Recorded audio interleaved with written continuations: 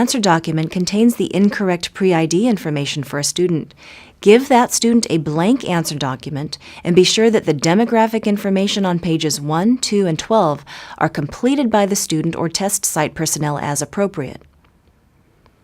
Students who test on both days will use the same answer document. All students may use their test booklets and the blank pages in the answer document for scratch work. Scratch paper may not be given to students to use during the administration of the Cahsee.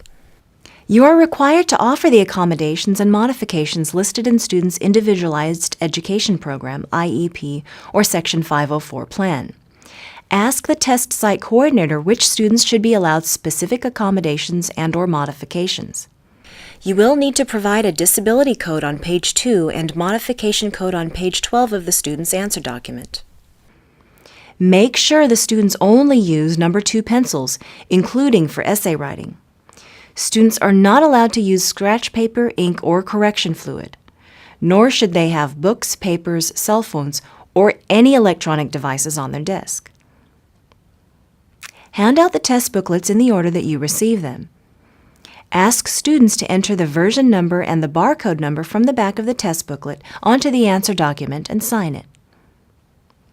Follow and read the directions exactly as they're written in the DFA. This is an important requirement so that all Cahsee tests are administered consistently.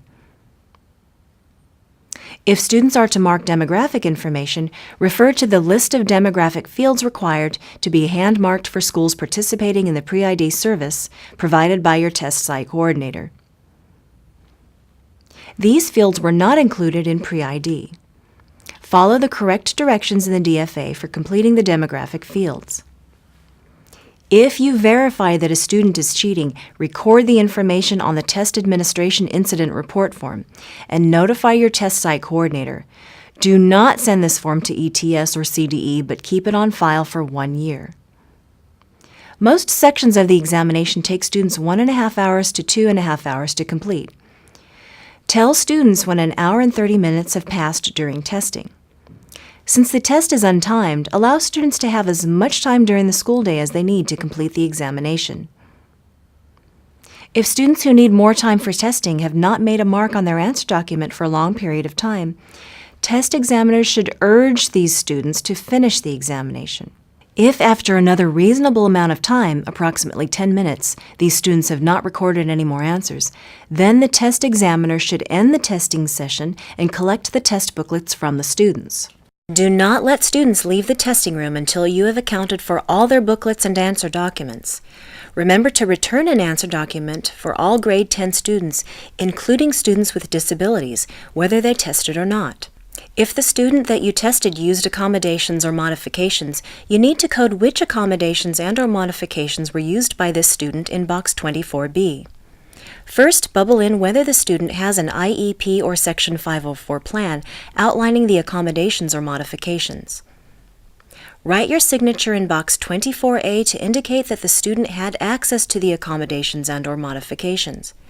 If the student used accommodations or modifications during the administration, bubble box 24B.